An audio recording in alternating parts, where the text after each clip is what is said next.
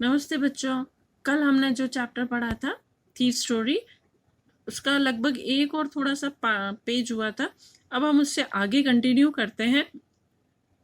अभी तक हमने देखा कि हरि सिंह जो चोर है वो अनिल के यहाँ रहने चला जाता है, अनिल को किसी तरह मना लेता है and finally he gets a job over here and he start staying with him.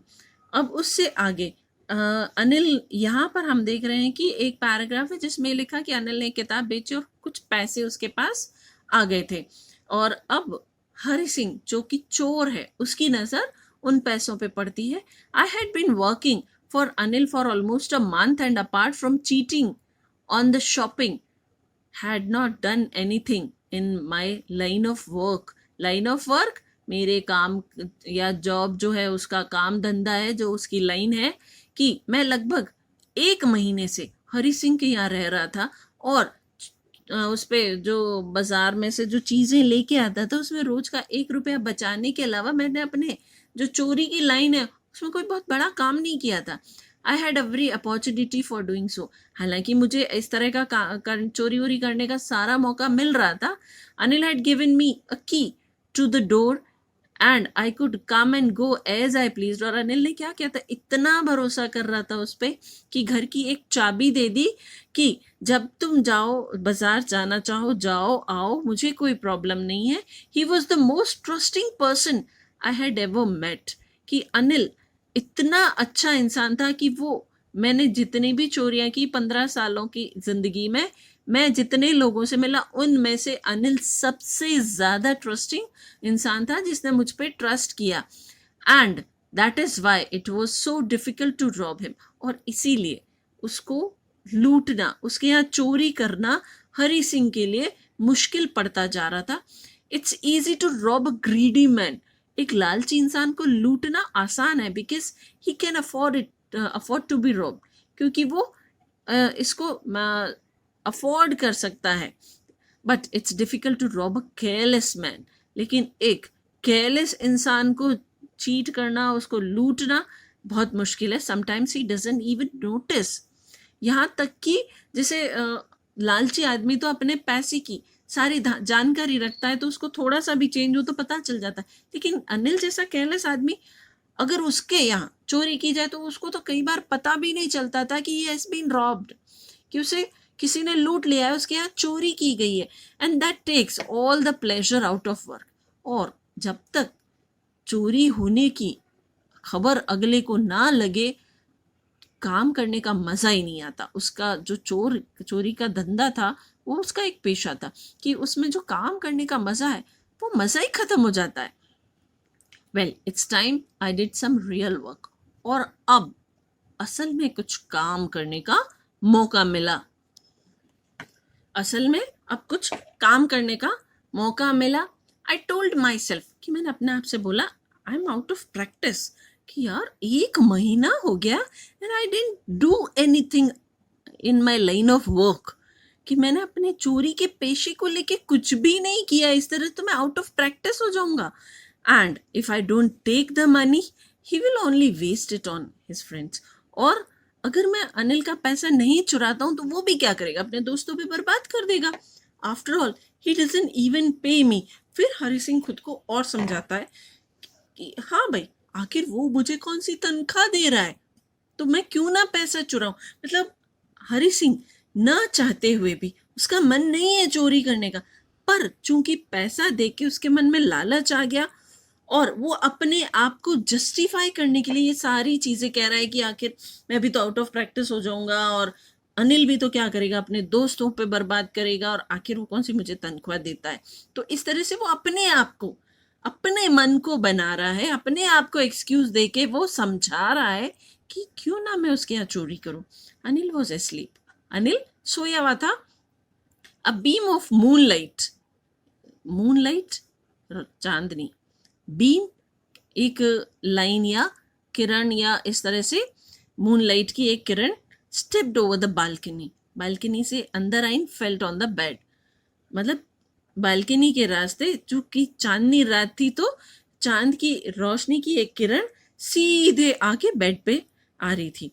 I set upon the floor, floor आंगन, कि मैं आंगन में बैठा रहा, कंसीडरिंग द सिचुएशन, सारी परिस्थिति का मुआयना लिया, जायज़ा लिया कि हाँ सही समय कौन सा है।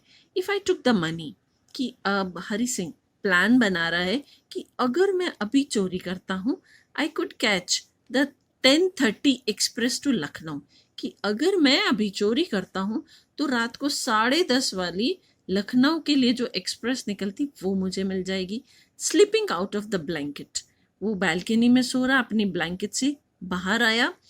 Crept to the bed, crept होता है घुटनों के बल चलना या रेंगना, रेंगते वो बेड तक आया। अनिल वॉज एस्लीप, अनिल अभी भी सो रहा था पीसफुली, बड़ी शांति से। His face was clear and unlined, उसका चेहरा एकदम साफ और कोई उस पर शिकन नहीं थी। Even I had more marks on my face, यहाँ तक कि मेरे चेहरे पे ज़्यादा मार्क्स थे, चेहरे पे ज़्यादा दाग थे। दो माइन वर मोस्टली स्कार्स, हालांकि चेहरे पे जो 15 साल का लड़का था तो सारे स्कार्स थे, दाग धब्बे फुंसियों के, लेकिन अनिल का चेहरा एकदम क्लीन था।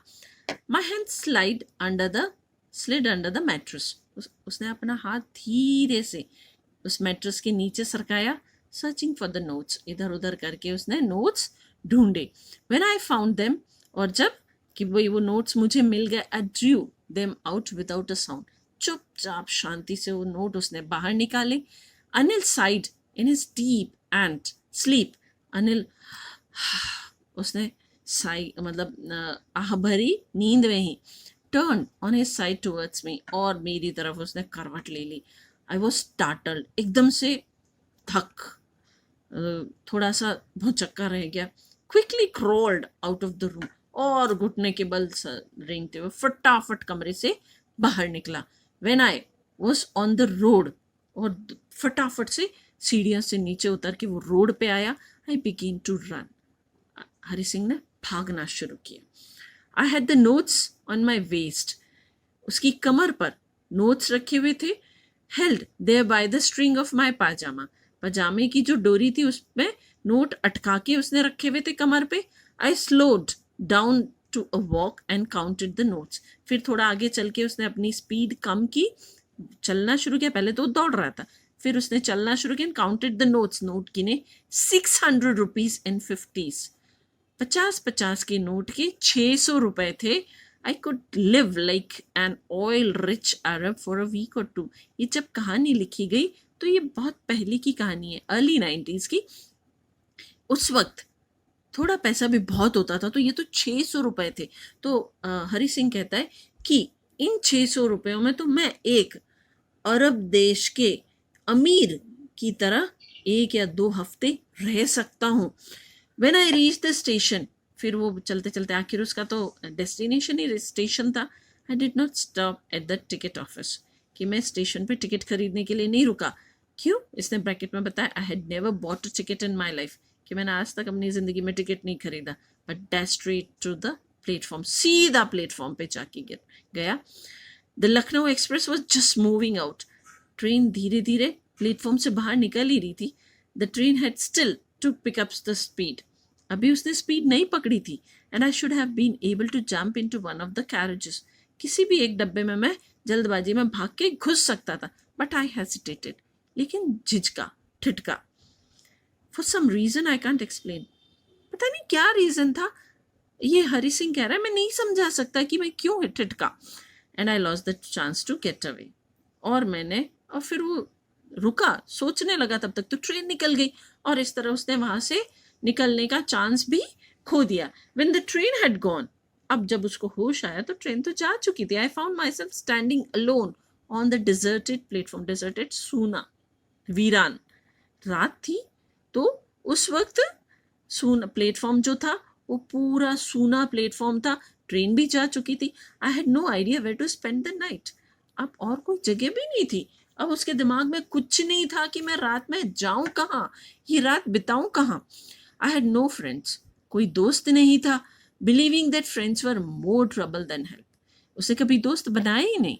वो ये सोचता था, हरी सिंह ये सोचता था कि दोस्त मदद की बजाय प्रॉब्लम ज़्यादा होते हैं। और क्या है कि कभी अगर दोस्त पकड़ा जाता है, पुलिस पकड़ लेती है, तो वो सारा भेद खोल सकता है, तो उसने कभी दोस्त नहीं बनाए.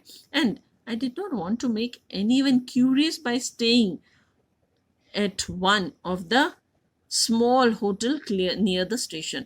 और स्टेशन के इर्द गिर्द वैसे भी बहुत सारे होटल्स होते हैं, तो कि भाई मैं होटल के आसपास के स्टेशन के आसपास की किसी होटल में रुक के लोगों को अपनी तरफ आकर्षित नहीं करना चाहता था कि कौन है, कहाँ से आया है. The only person I knew, कि एक इकलौता व्यक्ति था जिसे मैं जानता था रियली वेल, अच्छी तरीके से, was the man I had dropped. वो एक इकलौता आदमी जिसे मैं लूट के आया था, Anil. Leaving the station I walk slowly through the बाजार. अब वो स्टेशन से बाहर निकल के आ गया, धीरे धीरे धीरे धीरे बाजार के रास्ते जा रहा है.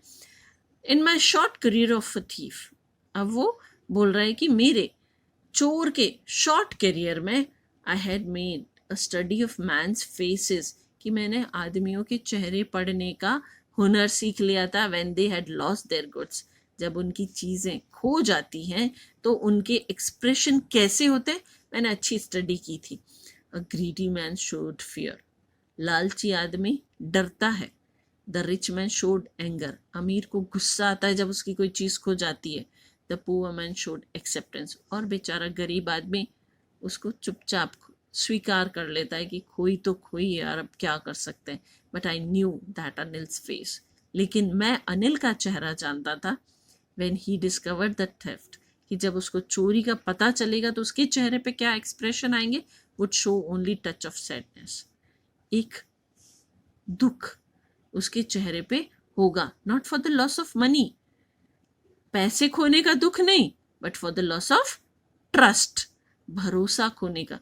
क्योंकि उसने, अनिल ने हरी सिंह पे खूब भरोसा किया, उसको पढ़ाता था, घर की चाबी दे दी, बाजार से सामान लाने के लिए पैसे दिए, कभी हिसाब नहीं पूछा. तो हरी सिंह चोरी करके निकला, अनिल को पैसा खोने का दुख नहीं होगा, भरोसा टूटने का दुख होगा.